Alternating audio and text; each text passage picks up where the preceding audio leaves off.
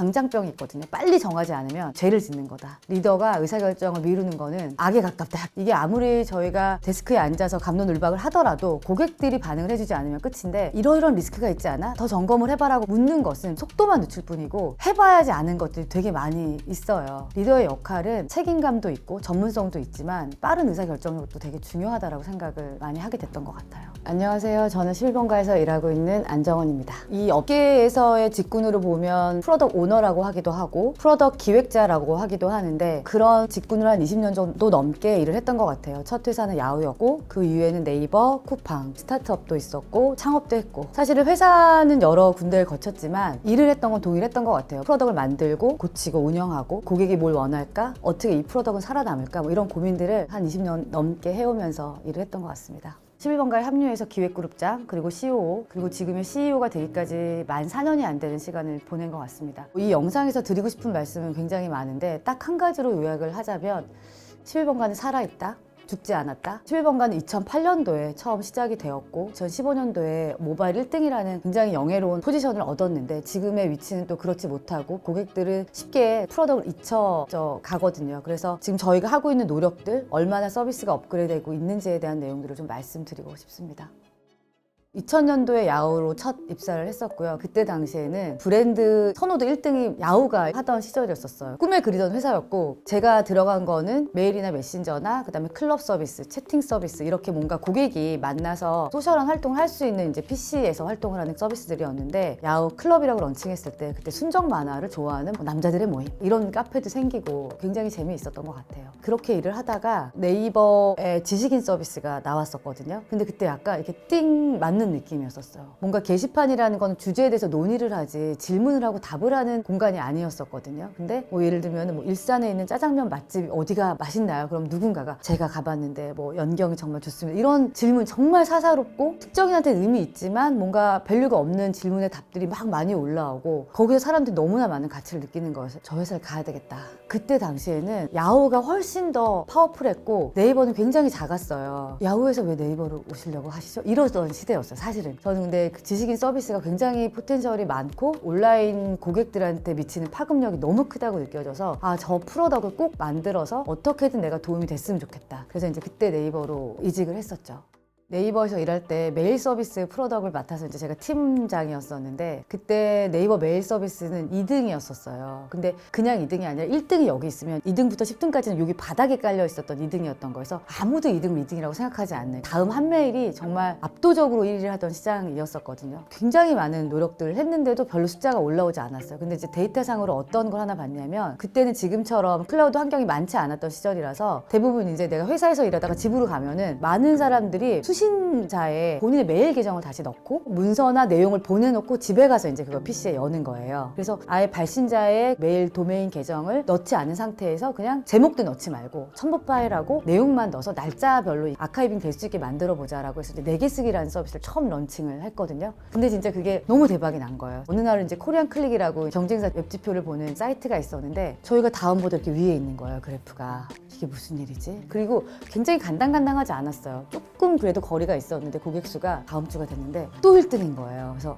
이제 우리가 진짜 1등이구나. 드디어 이제 네이버 메일 1등이 됐다라고 해서 막 정말 난리가 났었어요. 개발이랑 막 저희 막 워크샵 가고 난리가 났는데 정말 불가능한 일 같았거든요. 좋은 프로덕트를 만드는 거는 관찰과 실행력이라고 보거든요. 사실 보면 고객이 뭘 원하는지를 끊임없이 이제 관찰하고 봤었고 내가 되게 젊고 감각이 있고 트렌드를 알아가 아니라 그걸 굉장히 관찰해서 고객의 니즈에 맞게 딜리버리하는 역량이 있는 사람이 중요하다고 생각을 하거든요. 제가 일을 한 경력이 20년이 넘는데 이 업계가 워낙 빨리 변화를 하거든요. 트렌드가 자리 잡혀지지 않고 오늘 인기 있었던 것들이 내일 인기가 없기도 하고 오늘까지 몰랐던 것들이 내일 막 터져서 고객들이 막 열광하기도 하고 사실 긴장의 끈을 놓을 수가 없는 인더스트리인 것 같아요. 결국은 이제 고객과 그 다음에 이제 경쟁사 혹은 프로덕트 뭐 여러 가지에 다 집중을 해야 되는 시간의 절대값을 계속 쏟아야 되는 게 있는 것 같다라는 생각을 들고 제가 이제 면접을 보면은 최근에 깔아본 앱이 앱이 뭐예요? 라고 물어봐요. 꼭 커머스 앱이 아니어도 3개월 내에 많이 쓰는 앱이 뭘까라고 물어보면 저 예전부터 뭐 이거 썼었는데 최근에는 별로 쓴 게 없네요 라고 하면 저는 아쉽지만 그런 분들은 제가 통과시키지는 않아요. 제 멤버들한테 이제 일을 할 때 압박을 하죠. 그러니까 앱스토어 앱은 1등부터 10등까지 위클리 베스트는 무조건 깔아서 써봐라. 그리고 이게 나라마다 이제 앱스토어 베스트가 틀리거든요. 그럼 이제 나라를 바꿔가지고 앱스토어 1등부터 10등까지 써봐라. 아주 솔직히 얘기하면 저는 95%의 모방과 5%의 창의성이 프로덕의 가치를 만드는 거지 세상에 아무것도 없는 프로덕이라는 건 사실 거의 없다고 봐도 돼요. 왜냐면 굉장히 같은 고민을 하거든요. 이 서비스업에 있는 사람들은 어딘가에 누군가는 뭔가를 만들어 놨어요. 그리고 그게 안 될 이유도 있고 그게 잘 될 수 있는 이유도 있는 것 같아요. 이런 것들을 끊임없이 발견하고 고민을 해라. 그리고 뭐 테크크런치가 됐건 외국의 스타트업 어떤 뉴스가 됐건 이런 뉴스들을 찾아서 보고 다른 나라들은 어떤 스타트업이 나오고 있지? 어디가 왜 투자를 받은 거지? 이 회사는 왜 잘 되는 거지? 이게 얼핏 커머스랑 관련 없을 것 같다고 느껴지긴 하지만 이게 다 연결이 돼요. 그리고 모든 트래픽은 다 커머스를 부르는 형태로 다 지나거든요. 처음에는 커머스 출발하지 않지만 트래픽이 많아지면 다 커머스가 붙어요. 그렇기 때문에 개발자든 디자이너든 뭐 기획자든 간에 어떤 사건을 그냥 그 사건의 끝으로 보지 않고 이런 일이 일어나는 현상들을 많이 보고 그거를 어떻게 서비스로 전환시킬지를 끊임없이 고민하는 사람들이 성공하는 프로덕을 만들고 그게 또 감동을 주는 서비스가 되는 것 같습니다.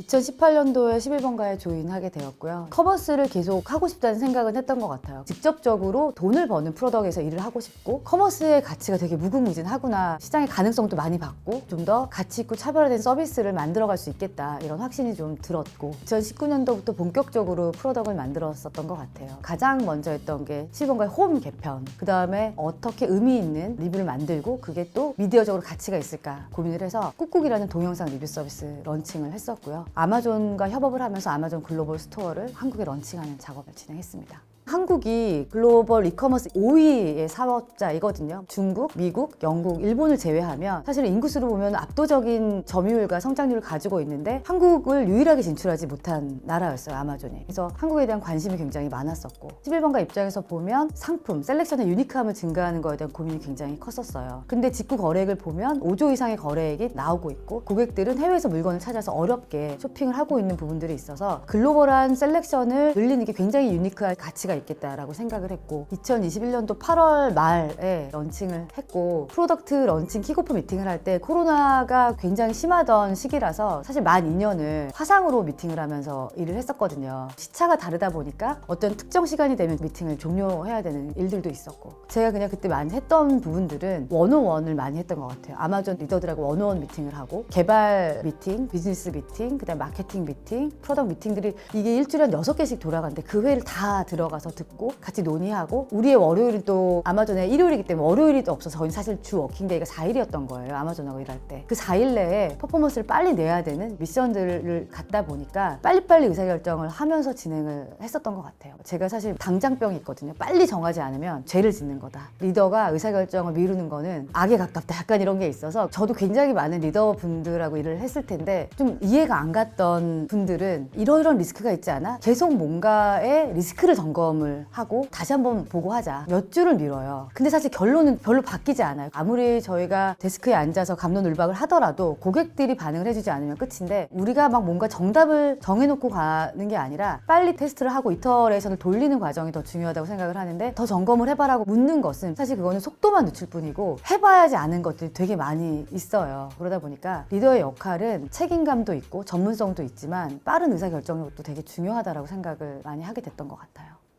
그동안 기획이라는 업무 롤에서 시작을 해서 대표라는 무거운 롤을 맡았는데요. 많은 고민이 더 생기는 것 같아요. 가장 큰 고민의 하나는 어떻게 11번가를 성장시킬까. 커머스에서의 지금 주요 워딩은 새벽 배송, 내일 배송. 여기에 물론 특가도 포함되고 근데 11번가는 따라가는 속도를 고객한테 맞추지 못했다라는 고민이 굉장히 많이 있어요. 외부에서는 이제 왜 지금 와서 배송을 열심히 하려고 하지? 배송을 잘하는 데가 이미 있잖아. 뭐 형식적으로 하는 거야 이런 말씀들을 하세요. 근데 커머스에서 중요한 세 가지의 기본이 상품, 가격 경쟁력, 배송인데 커머스 업을 하는데 당연히 배송은 빼놓을 수 없는 11번가의 기본 역량이 되어야 한다고 생각을 하고요. 그걸 만족시키지 못하면서 고객이 찾아오길 바라는 것도 저는 말도 안 된다고 생각을 해요. 11번가가 슈팅 배송 서비스를 한 지가 만 1년이 됐거든요. 저희가 서베이를 해봤어요. 슈팅 배송 서비스를 아십니까? 그랬더니 모릅니다가 80%의 고객분이신 거예요. 우리는 열심히 노력했고 고객한테 다가간다고 다가갔지만 고객분들은 여전히 알지 못하고 있고 써본 경험도 없으시고 그래서 이걸 알리는 작업을 어떻게든 하려고 하고 있고요.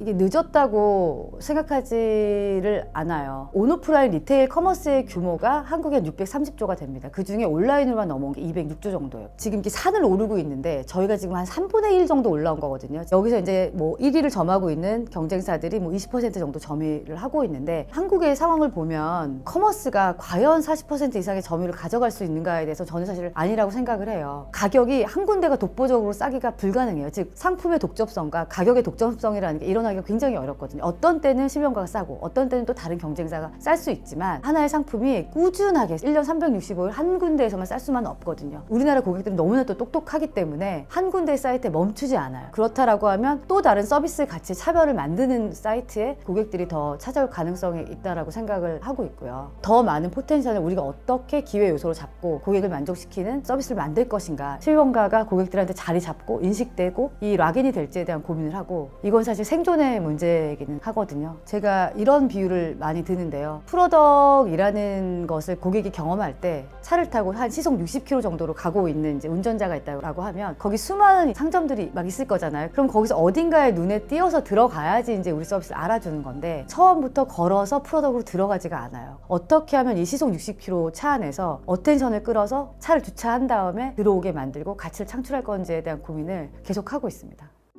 월에 11번가를 방문하는 고객이 1,400만 명이 되거든요. 사실 굉장히 큰 고객이에요. 제가 뭐 인생에 만나본 사람이 1,000명이 될까 말까 하는데 1,400만 명의 고객이 매달 11번가를 오시잖아요. 근데 저희는 아직도 아쉽거든요. 이 고객이 더 많아졌으면 좋겠고 더 많은 가치를 가져가셨으면 좋겠어요. 저는 오프라인하고 온라인 쇼핑의 경험이 크게 다르지 않다고 생각을 해요. 백화점을 가본다고 생각하면 지하 1층은 막 장터처럼 사가시라고 약간 호객행위도 하고, 근데 1층을 넘어가서 명품관을 가면 줄 서서 들어가야 되고 뭐 향기와 약간 분위기도 다르고. 근데 지금 11번가는 어떤 층일까라고 고민을 해보면 이제 7층이나 8층에 있는 할인관, 아울렛 제품을 싸게 파는 약간 할인 매장 같은 느낌이 있어서 조금의 고가의 브랜드 제품을 갖다 놓으면 잘 안 팔리는 거예요. 분명히 패션을 살 때의 마음가짐과 내가 식품을 살 때의 마음가짐과 지금 필요한 생필을 살 때의 마음가짐이 다 다른데, 이거를 불리한 경험을 제공해 놓지 않는 한은 좋은 구매 경험을 일으킬 수 없겠다라고 생각을 했고, 그래서 이렇게 온라인에서 관을 나누는 작업을 하고 있어요. 그래서 지금 신선식품을 파는 신선밥상, 리퍼 제품들을 파는 리퍼블리, 우아럭스라고 해서 이제 명품관을 오픈했고, 그래서 그런 제품들을 또 모아놓고 파니까 너무나 많이 팔리고, 사실 가격 경쟁력의 면에서, 셀렉션 면에서, 배송 면에서 정말 많은 변화를 이루어 나가고 있고, 최대한 고객 관점에서 딜리버리 하고 있거든요. 아쉽고 부끄러운 것들도 당연히 있을 수 있어요. 제가 서비스 프로덕을 보면서 아, 이런 거 빨리 고쳐야 되겠다, 이런 거 빨리 바꾸고 싶다, 이런 고민하면서 멤버들하고 일을 하지만, 실제 11번가가 만들어 놓은 서비스의 가치는 굉장히 높고 그만큼 전문성이 있는 프로덕트와 또 완결성이 있는 서비스들도 많이 있어요. 이런 부분들을 더 알리기 위해서 치열하게 고민하고 노력을 하고 있고, 그래서 이미 지금 뭐 1위는 정해져 있어, 뭐 시장은 이미 결정된 거라고 생각하고 있지 않고요. 11번가라는 가치가 얼마나 있었는지를 밝히고 다시 높여가는 게 저의 가장 큰 지금의 미션인 것 같고,